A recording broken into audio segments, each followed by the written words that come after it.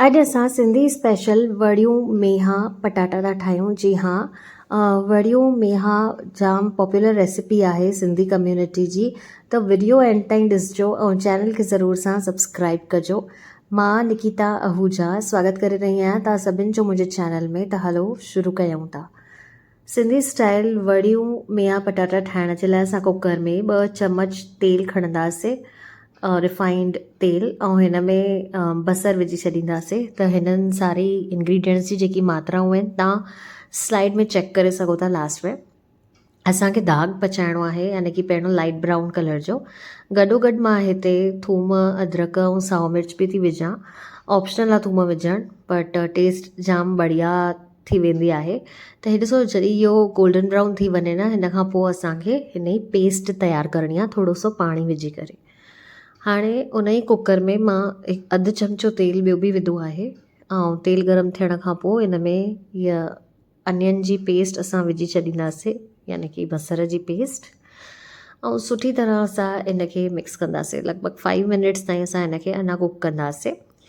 ऐं बेसिक मसाला यानी कि हल्दी पाउडर ऐं लाल मिर्च, ॻाढ़ो मिर्च विझी छॾींदासीं ऐं इनखे मिक्स करे छॾींदासीं। टमेटो जी प्यूरे बि विझंदासीं ऐं तुरंत असां सेंधो नमक बि विझंदासीं, ताकी टमाटर जल्दी सां कुक थियणु लॻे। अॼु मां सिंधी में वीडियो इन करे थी ठाहियां बिकॉज़ मां वड़ियूं पटाटा पहिरियों बि विधा आहिनि, त उहो हिंदी में ऑलरेडी आहिनि। बट इहे वड़ियूं मेहा पटाटा आहिनि, त मां सोचियो हलो 2 वीडियोज़ पहिरियों हिंदी में विधा आहिनि, त इहो 3rd सिंधी में थी विझां। मूंखे जाम प्राउड फील थींदो आहे सिंधी भाषा ॻाल्हाइण में। त हलो 10 मिंटनि ताईं असां हिननि खे कुक कयोसीं ढके करे। जॾहिं तव्हां ॾिसंदव कि हे थोरो सो मतिलबु हो थियणु लॻो आहे, पंहिंजो ऑयल रिलीज़ करणु लॻो आहे, हिन में असां धाणा विझी छॾींदासीं। धाणनि सां छा थींदो आहे, कलर जेको आहे भाॼी जो उहो चेंज थियणु लॻंदो आहे ऐं सवादु बि सुठो थी वेंदो आहे। त जॾहिं टमाटो पंहिंजो थोरो सो ऑयल रिलीज़ करे तंहिं महिल विझंदासीं ऐं हिनखे सुठी तरह सां मिक्स करे छॾींदासीं। हाणे हे ॾिसो, हिन में मां मेहा कटिया आहिनि। मेहा तव्हांखे ईअं वॾा ई कटणा आहिनि, ऐं पटाटा, मेहा ऐं पटाटनि जी साइज़ सेम ई रखणी आहे ऐं हिननि खे सुठी तरह सां भाॼी में मिक्स करे छॾिणो आहे। त मेहा जेका आहिनि, अगरि तव्हां चाहो त हिन में पटाटो हिकदमि घटि विझी सघंदा आहियो, 1 पटाटो, या पटाटो स्किप बि करे सघंदा आहियो, जीअं तव्हांखे सुठो लॻे। जाम माण्हू हूंदा आहिनि जंहिंखे पटाटो न खाइणो हूंदो आहे, डायबिटीज़ वारनि खे, उहो मेहा खाई सघंदा आहिनि। हलो, हाणे असां हिन में गरम मसालो ऐं कसूरी मेथी विझी छॾींदासीं।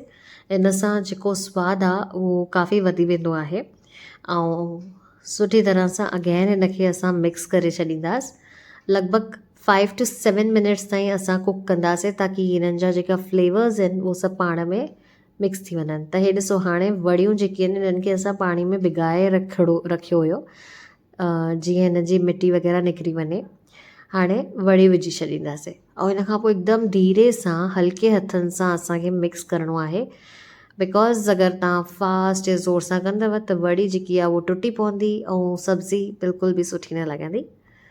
त ईअं ई तरीक़े सां मिक्स कयो 5 मिनट्स ताईं। ऐं धाणा यानी धनिया पाउडर, धनिया पत्तो विझी छॾियो, साओ मसालो, अगेन मिक्स कयोसि, 5 मिनट्स ताईं कुक कयोसि। ऐं उन खां पोइ ॿियो छा करिणो आहे, थोरो सो पाणी विझी छॾिणो आहे। केतिरो विझिणो आहे, जेतिरी तव्हांखे रस खपे। तव्हांखे फुल्के सां खाइणा आहिनि, चांवरनि सां खाइणा आहिनि। मां हिन में अराउंड 1.5 कप पाणी विधो आहे। ऐं बसि हाणे कुकर जो ढकन लॻाए करे हिनखे 1 सीटी ताईं कुक करिणो आहे। वधीक सीटियूं न लॻाइणियूं आहिनि, न त छा थींदो न, तव्हांजी वड़ियूं जेकियूं आहिनि हिकदमि मैश थी वेंदियूं। त ॾिसो, 1 सीटी खां पोइ पटाटो बि ॻड़ी वियो आहे, मेहो बि ॻरी वियो आहे, ऐं इहा वड़ी बि जेकी आहे उहा खाइण जहिड़ी थी वई आहे। त जाम ई स्वादिष्ट भाॼी ठहंदी अथव इहा वड़ी पटाटनि सां मेहो विझी। ॾिसो, तव्हां सभई माण्हू हथ चटे करे खाईंदा। त हलो, तव्हां बि ठाहियो इहा वड़ियूं पटाटनि जी ऐं मेहनि जी रेसिपी। वीडियो लाइक शेयर कयो, चैनल खे सब्सक्राइब कयो, कमेंट करे मुझे ॿुधायो कि कीअं लॻी तव्हांखे इहा रेसिपी। सिंधी भाषा ॻाल्हाइण में बिल्कुलु बि शर्म न कयो, ॻाल्हायो ऐं पंहिंजे सिंधी कल्चर खे अञा अॻियां वधाइण जो प्रयास कयो। त हलो, मिलूं था तव्हां सां वापसि। हाँ, पर हीअ रेसिपी ज़रूर सां सभिनी सिंधी भाउरनि सां, भेनरुनि सां शेयर कयो। न्यू एपिसोड में मिलूं था। इहे अथव इंग्रेडिएंट्स जी मात्राऊं तव्हां चेक करे करे पोइ रेसिपी ठाहियो। तव्हांजी बि रेसिपी मुंहिंजी रेसिपी वांगुरु बढ़िया लॻंदी। फॉलो कयो असांखे सभिनी सोशल मीडिया प्लेटफॉर्म्स ते, इंस्टाग्राम निकिता कुकबुक, फेसबुक, यूट्यूब निकिता आहूजा।